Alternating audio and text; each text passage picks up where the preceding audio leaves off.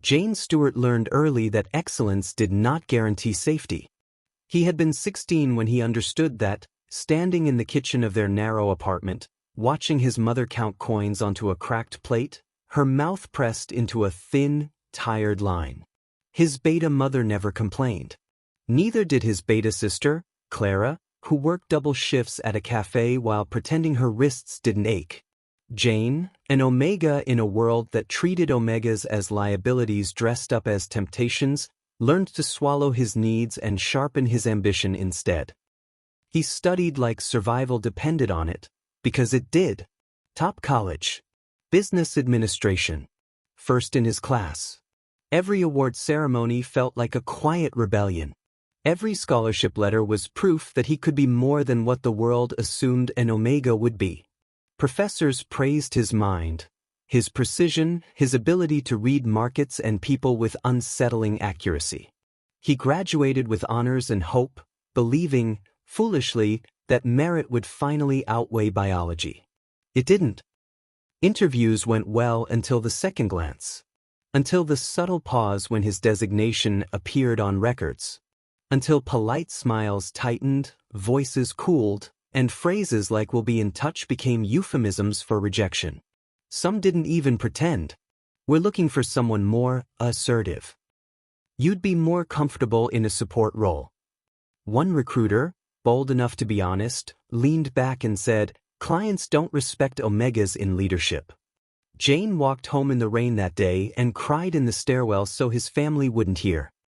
Money dwindled. Bills stacked.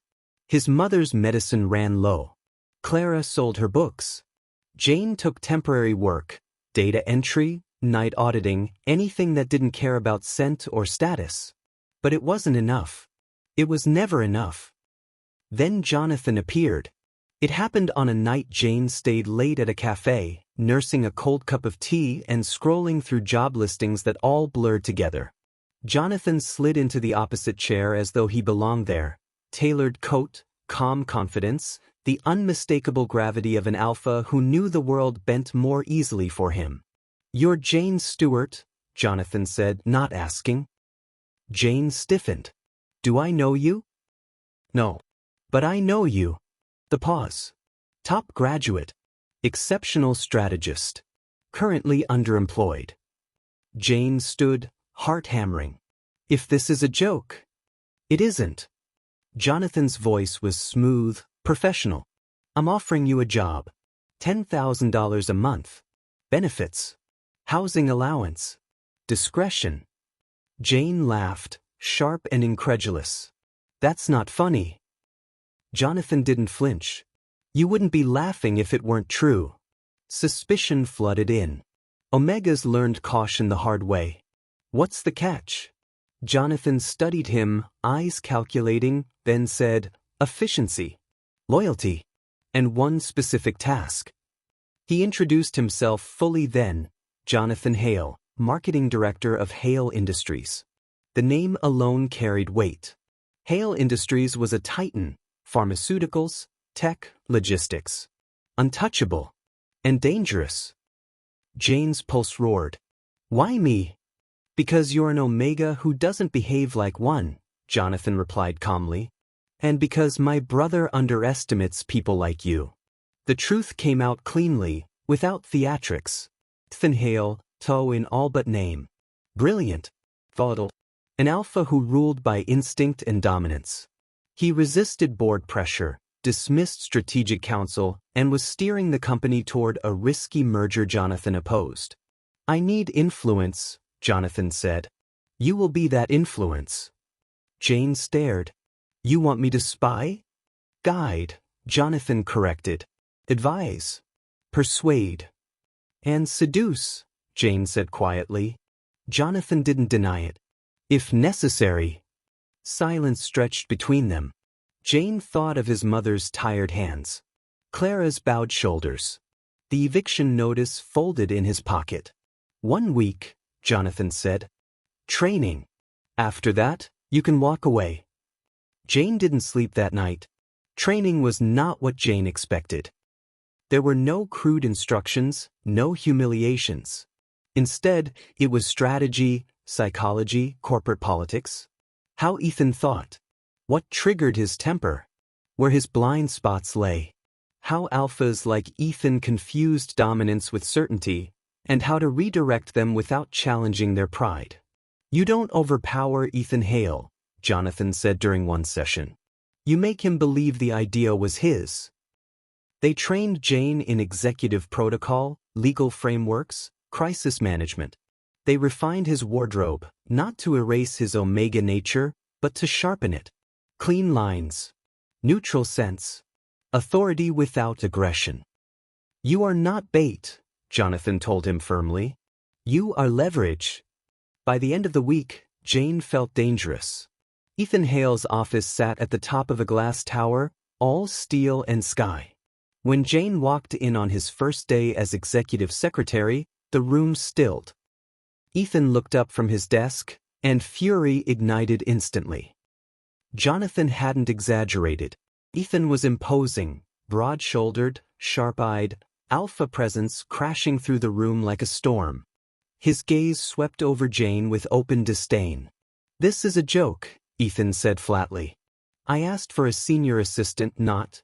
His nose flared. "An omega." Jane felt the pressure hit him, instinct screaming to submit. He didn't.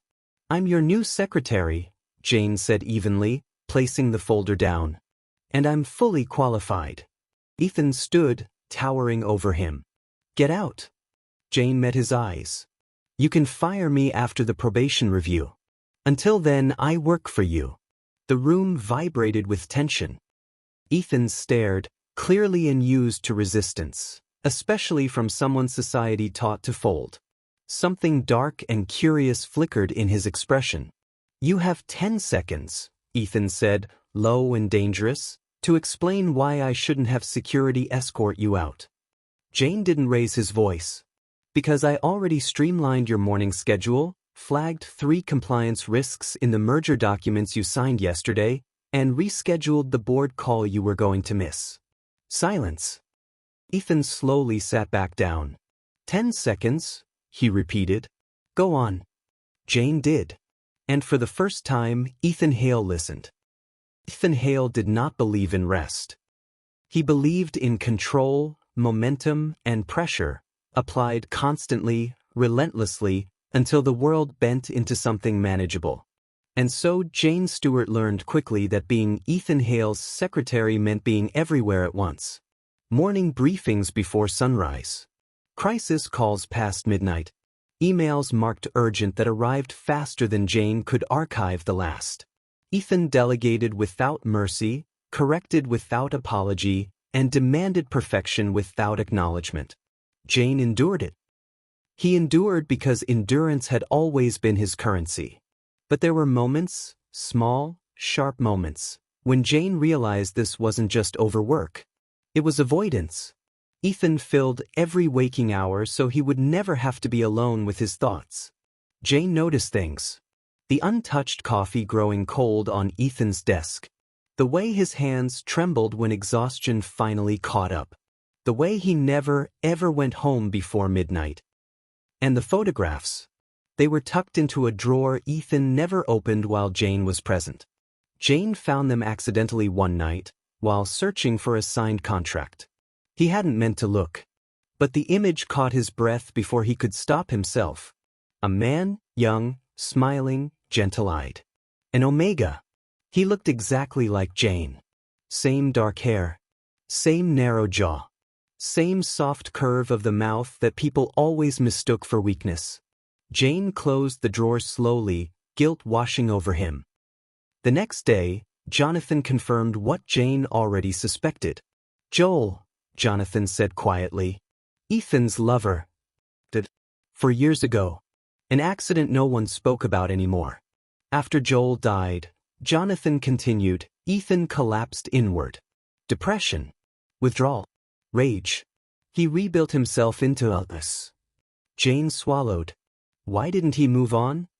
Jonathan's mouth tightened. Because Ethan Hale does not let go of what he believes was taken from him. That night, Jane stood in the mirror of his small apartment and studied his reflection as if for the first time.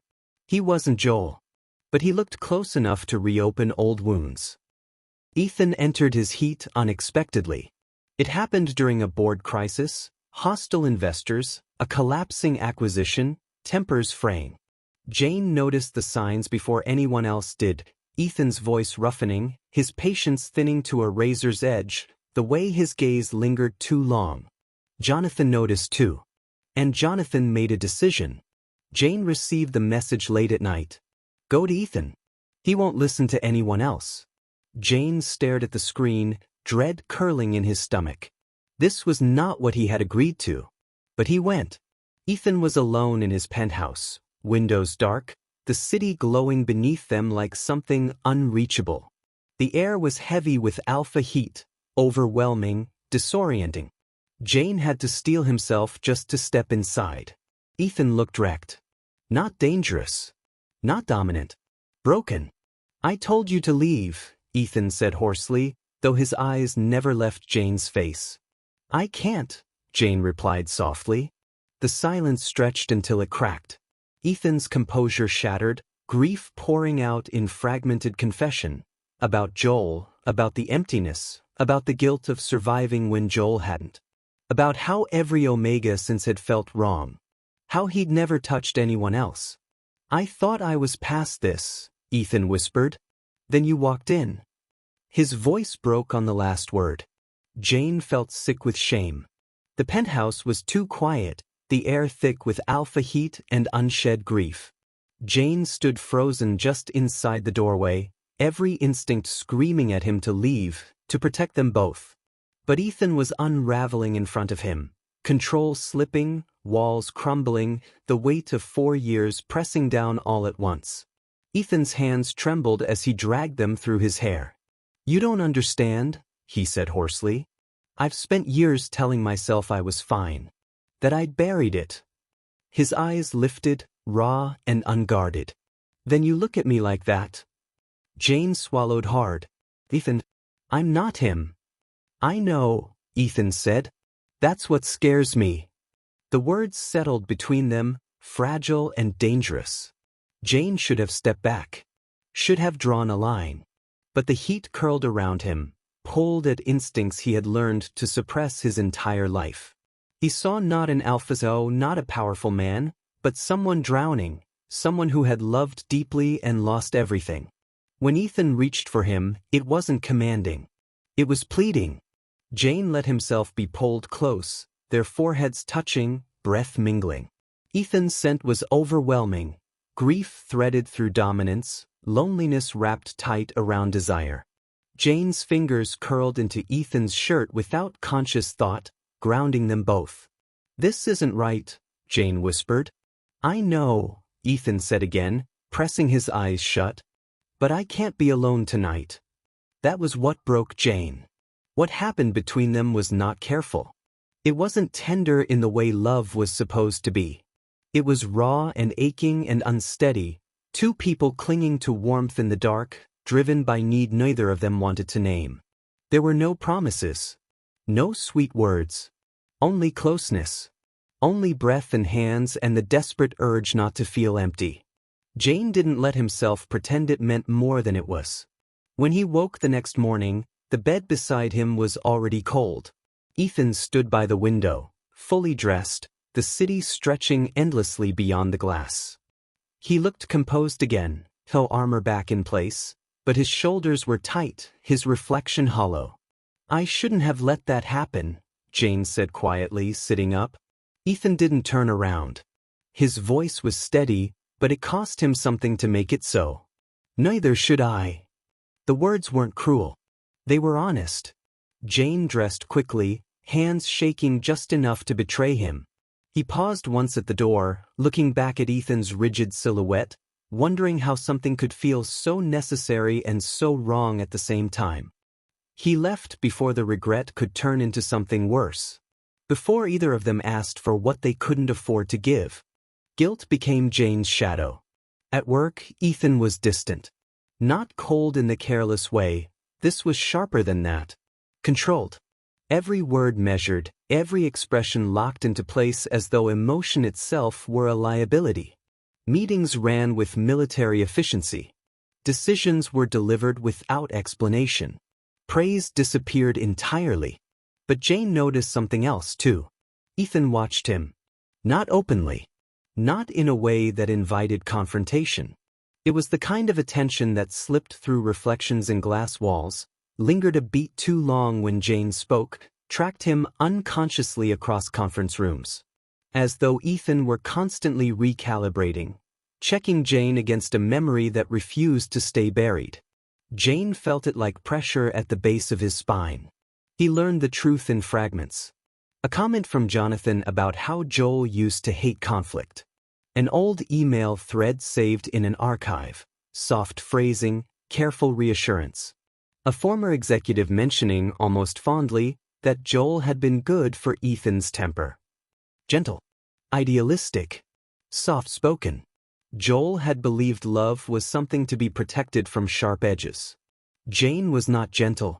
The difference showed itself in 100 small moments.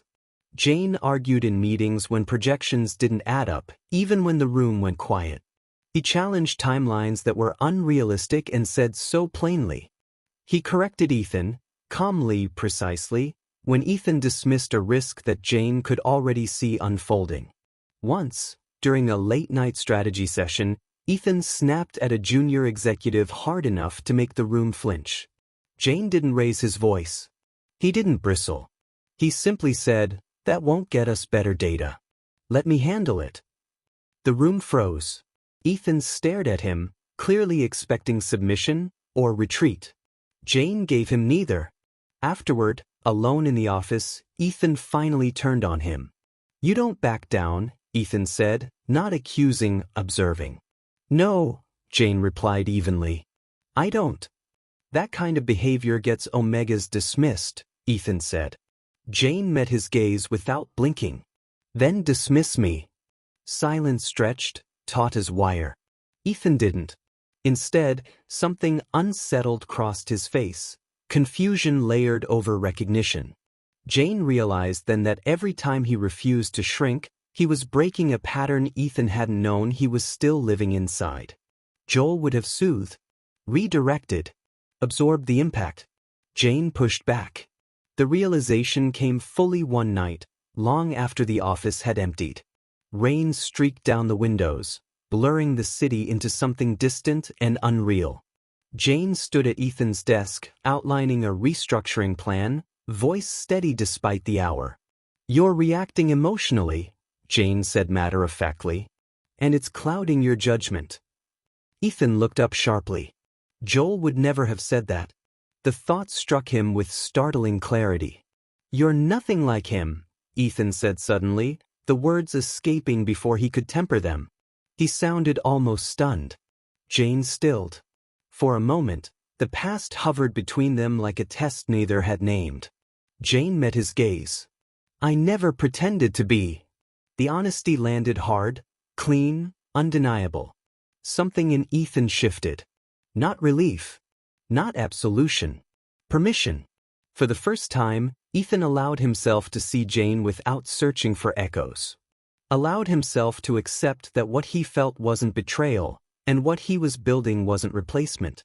Healing didn't arrive like a revelation. It came as choice. Ethan chose to listen instead of withdraw. Chose to let Jane challenge him without taking it as loss. Chose to sit with discomfort rather than drown it in control. Slowly, painfully, deliberately. And Jane, watching him do the work instead of hiding from it, realized something too. This wasn't a man clinging to the past. This was a man learning how to live again. Ethan started going home earlier. At first, it was barely noticeable, leaving before midnight instead of after, declining late calls that could wait until morning. Then it became habit. He stopped sleeping on the office couch. He stopped treating exhaustion like a virtue. Jane noticed the meals first. Not catered food left untouched, not coffee standing in for sustenance, but actual dinners. Soup reheated in the office kitchen. Takeout containers emptied instead of forgotten. Sometimes Ethan even asked Jane what he wanted, as though the answer mattered. He started sleeping. Not deeply, but enough that the sharpest edges dulled. The perpetual tension in his shoulders eased. His temper, once a hair-trigger thing, became something he could rein in.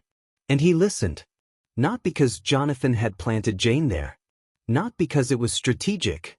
But because Jane made sense. Jane's projections weren't optimistic. They were precise. His contingency plans anticipated disasters before they happened. His instincts saved deals that had been bleeding out quietly, unnoticed by everyone else. Board members began to defer to him without realizing when it had happened. Ethan noticed. He noticed how chaos settled when Jane entered a room. How arguments narrowed into solvable problems under Jane's calm, relentless logic. How Jane never softened the truth, but never wielded it cruelly either. For the first time since Joel's death, Ethan trusted someone else's judgment as much as his own. And slowly, almost imperceptibly, something else changed. When Ethan looked at Jane, he stopped seeing the echo. The resemblance faded, not physically, but emotionally.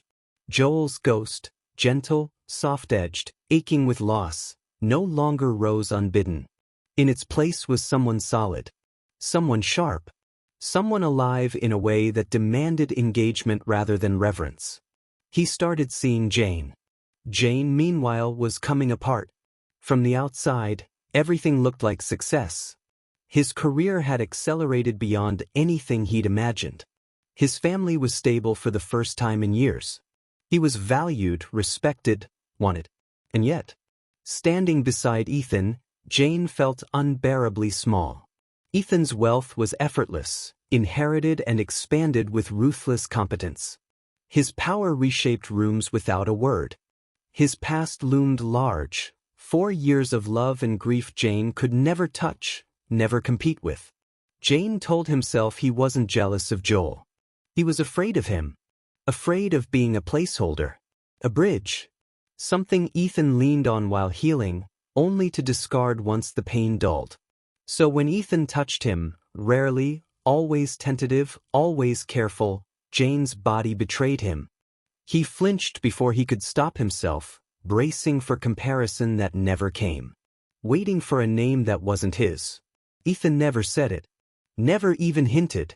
That made it worse. One night, long past midnight, Jane finally broke. They were sitting in silence, paperwork forgotten between them, the city humming faintly beyond the glass. Ethan reached for Jane's hand, an unconscious gesture, and Jane's breath caught. "I don't know where I stand with you," Jane said suddenly.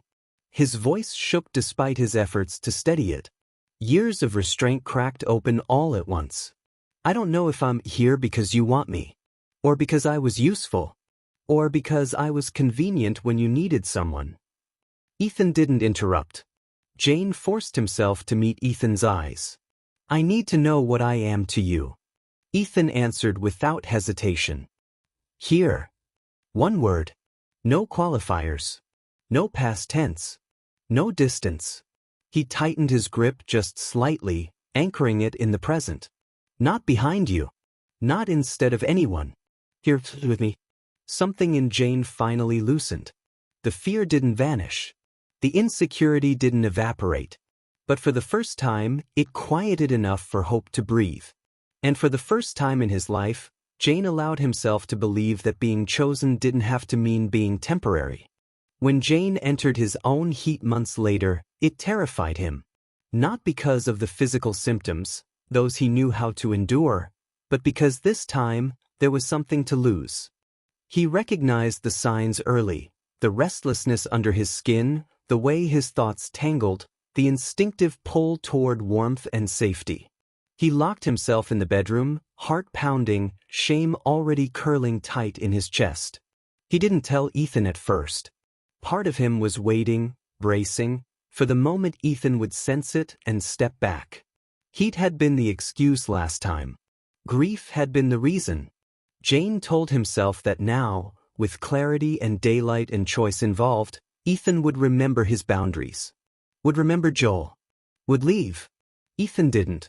He knocked once, softly, then again. "Jane," he said through the door, voice steady but concerned. You don't have to go through this alone. Jane pressed his forehead to the cool wood, hands trembling. You should, he whispered. This isn't, you don't owe me. The door opened anyway. Ethan kept his distance at first. He didn't crowd Jane. Didn't let instinct override care. He sat on the edge of the bed, grounding the space with presence alone. I'm here because I want to be, Ethan said quietly. Not because I have to. Jane looked at him, really looked, searching for the fracture lines, the desperation, the shadow of a ghost. There was none. What he saw instead was certainty. This time, there was no rush. No sense of something borrowed or stolen. Every touch was asked for, answered, chosen. Ethan followed Jane's lead, attentive and restrained, as though proving, to both of them, that this wasn't about heat or biology or filling an absence. It was about want, about staying. Later, when the worst of it had passed and the room had settled into quiet warmth, Ethan lay beside him, one arm resting lightly across Jane's back, not claiming, just present. I love Joel, Ethan said into the silence. Jane's chest tightened, but he nodded. I know. The words didn't hurt the way he'd feared they would. They felt honest. I love you, Ethan continued, voice calm, unshaking. Not because you remind me of him. Because you don't. Something in Jane finally gave way. He cried then, not from fear or shame, but from relief so sharp it almost hurt. His tears soaked into Ethan's shirt as he clutched at him, breath stuttering. I'm scared, Jane admitted. That one day you'll wake up and realize I was just convenient. That I was there when you needed someone, and now you don't. Ethan cupped his face gently, thumbs brushing away tears with reverent care. He made Jane meet his eyes. I woke up 4 years ago, Ethan said, and thought my life was over. I thought love had been something I used up. He rested his forehead against Jane's. You didn't replace it. You gave me another one. Jane closed his eyes, letting the words settle deep, anchoring themselves where fear had lived for too long. And for the first time, the future didn't feel like something he had to brace for. It felt like something he was allowed to want. The quiet after Jane's heat lingered for days. Not awkward. Not strained. Just careful. Ethan didn't press. He didn't ask questions Jane wasn't ready to answer. He gave Jane space without withdrawing, presence without pressure. And that, somehow, made the weight in Jane's chest heavier, not lighter. Because love built on silence still scared him. The confession came on an ordinary evening, which felt fitting somehow. No crisis. No heat. No exhaustion to hide behind. Just the two of them in the penthouse kitchen, Ethan cooking badly and Jane pretending not to notice. Jane watched him for a long moment, heart pounding. There's something I need to tell you, Jane said. Ethan turned immediately, concern sharpening his expression. Okay. That was all. No defensiveness. No fear. Jane gripped the edge of the counter. Before I started working for you, I didn't get the job by chance. Ethan didn't interrupt. Jonathan hired me, Jane continued, voice steady only because he forced it to be. Specifically. He knew who I was. He knew what I could do. And he knew what I looked like. The words hung between them, fragile and volatile. He asked me to influence you, Jane said. To stay close. To guide decisions. To matter. Ethan's face went still. Not angry. Wounded. Jane rushed on, panic flaring. I said yes because my family was drowning. Because no one would hire me. Because I needed the money. I told myself it was temporary. That I'd leave once I proved myself. His voice cracked. I never meant for it to become this. Silence stretched long enough for fear to bloom. Finally Ethan spoke. Did you ever lie to me? Jane shook his head immediately. Never. Not about work. Not about how I felt. I stopped following Jonathan's direction the moment you started trusting me. Everything after that was mine. Every choice. Every feeling. Ethan studied him, searching, not for betrayal, but for truth. Jane braced himself for the worst. For anger. For loss. Instead, Ethan exhaled slowly and sat down. So Jonathan thought he could control me, Ethan said quietly. By using you. Jane flinched. I didn't let him. I know, Ethan said. He looked up then, eyes clear and painfully steady. Because if you had, I would have felt it. Jane's throat closed. You're not angry? I am, Ethan admitted. At Jonathan. At the manipulation. At the fact that you were put in that position. He stood, crossed the space between them, and took Jane's hands. But not at you. Jane's knees nearly gave out. You stayed, Ethan continued. You chose honesty when it cost you safety. That matters more than how this started. Jane laughed shakily. I thought this would be the thing that made you leave. Ethan shook his head. It's the thing that tells me you won't. Ethan confronted Jonathan the next morning. He didn't raise his voice. He didn't need to. Jonathan sat across from him in the private conference room, already knowing why he'd been summoned. His expression was carefully neutral, professional, prepared. You crossed a line, Ethan said flatly. Jonathan didn't deny it. Yes. You manipulated my grief. Jonathan winced. I leveraged it. You used another person as a tool. Jonathan met Ethan's gaze then, something raw flickering beneath the polish. I trusted him to survive it. And I trusted you to see him for who he was. Ethan's jaw tightened. That wasn't your decision to make. No, Jonathan said quietly. But I made it anyway. Silence fell. Then Jonathan added, softer, because you were destroying yourself. And no one else could reach you. Ethan leaned back, anger and understanding colliding painfully. You don't get absolution for this, Ethan said. I'm not asking for it, Jonathan replied. I knew you'd hate me. Ethan stood. You exploited someone vulnerable. Jonathan nodded. And he changed everything. Another pause. Ethan spoke again, voice lower. You endangered something real. Yes, Jonathan agreed. And I would do it again if it meant you lived. The words landed hard. Ethan closed his eyes briefly. When he opened them, his voice was steady. You're stepping back. No more control. No more interference. Ever. Jonathan inclined his head. Of course. Ethan turned to leave, then stopped. Without looking back, he said, I won't forgive you. Jonathan exhaled. I didn't expect you to. But, Ethan added after a beat, I know you did it because you cared. Jonathan's voice was rough when he answered. I always have. That night, Ethan came home to Jane. Jane was waiting, tense, braced for consequences. Ethan pulled him into a quiet embrace, holding him like something chosen, not claimed. It's done, Ethan said simply. Jane buried his face against Ethan's chest. I'm sorry. I know, Ethan replied. And I still choose you. Jane's breath hitched. Even knowing how it started? Especially knowing, Ethan said. Because you stayed when you didn't have to. Jane held on, fear finally loosening its grip. The truth hadn't broken them. It had made them real. And this time, there were no ghosts left to haunt the space between them. That's it for today's video.